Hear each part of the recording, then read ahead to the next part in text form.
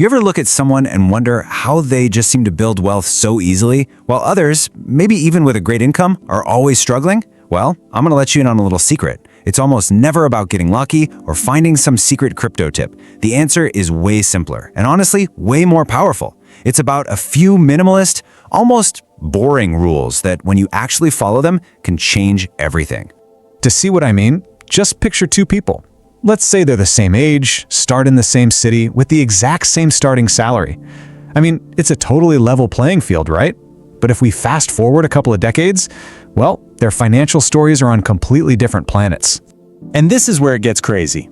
Person A at 45 is totally secure. They've got savings, no debt, and they are in the driver's seat of their own life. Meanwhile, person B, same age, same starting line, is stressed out, living paycheck to paycheck, and just constantly wondering, where did it all go? So this is the big question, right? How in the world do you start with the same income and end up with two wildly different results? What was the one variable that changed the entire game for them? Well, the difference wasn't some flashy, high-risk bet that happened to pay off. It was a commitment to a few simple, foundational principles. You know, the kind of rules most people just ignore because they seem, well, too obvious. But these rules, they matter more than anything else. Okay, so this brings us to the very first and maybe the most critical rule of them all. This is the foundation that everything else is built on. You have to protect the gap. The idea here is incredibly simple. It doesn't matter if you earn 30 grand a year or 300 grand a year. The only number that actually builds your wealth is that little bit of space between your income and your expenses. That gap, that is the raw material for your financial freedom. Now, to protect that gap, you have to fight its mortal enemy, lifestyle creep. This is the silent wealth killer. You know how it goes. You get a raise, and the first temptation is to upgrade your car, your apartment, your everything.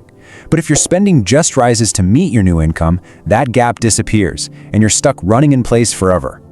All right, so once you've created that gap and you're protecting it, it's time for rule 2. You can't just let that extra money sit around being lazy. You have to put every single dollar to work.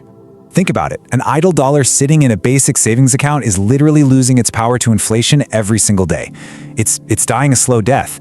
But a working dollar, one that's invested, it starts to grow. And then compounding kicks in and it does all the heavy lifting for you even when you're asleep. Hey, don't just take my word for it. Warren Buffett, one of the greatest investors of all time, says it flat out. For most people, a simple, low-cost S&P 500 index fund is the best bet. This isn't some beginner's tip. This is a billionaire telling you a secret the financial industry would rather keep complicated. Now we get to rule 3, and this one is all about playing defense. Before you get too aggressive with investing and everything else, you have to build yourself a financial moat. This isn't about growing your wealth, it's about protecting it. And the goal here is super simple and concrete. You need 3 to 6 months of your essential living expenses saved up. Put it in an account that's easy to get to, like a high-yield savings account. That's it. That's your moat. So what does this moat actually do? It's your shield against all the curveballs life is going to throw at you. A sudden job loss, a crazy medical bill, your car deciding to die. Without that cushion, those events force you into debt, or even worse, cause you to panic sell your investments at the absolute worst time. Your moat lets you make smart choices from a position of strength, not fear. So with your defenses up, it is time to go on the offensive. Rule 4 is all about getting rid of the one thing that's actively dragging you down. It's time to attack your debt.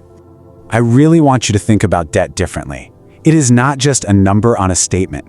It is a mortgage on your future time. Every single dollar you owe is your past self reaching into the future and taking money from you before you even get a chance to earn it. You are literally working today to pay for yesterday. And let's be really clear here. We're talking about high-interest consumer debt.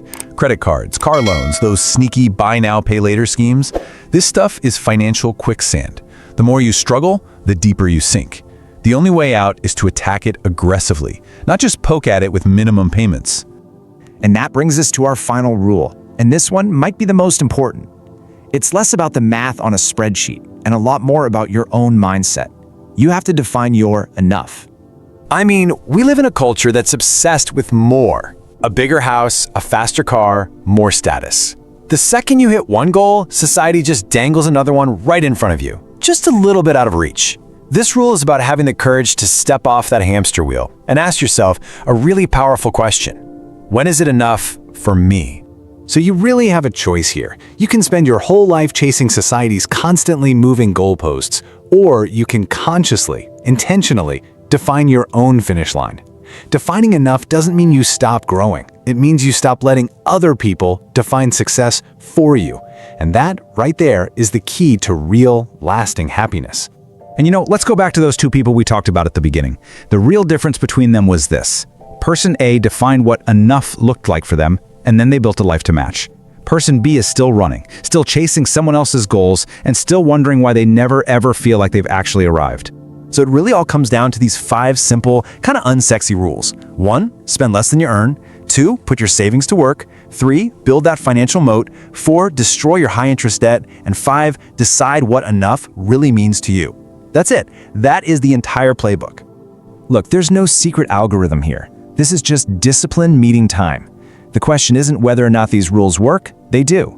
The real question is, which one are you going to start with? Your future self is waiting for your answer.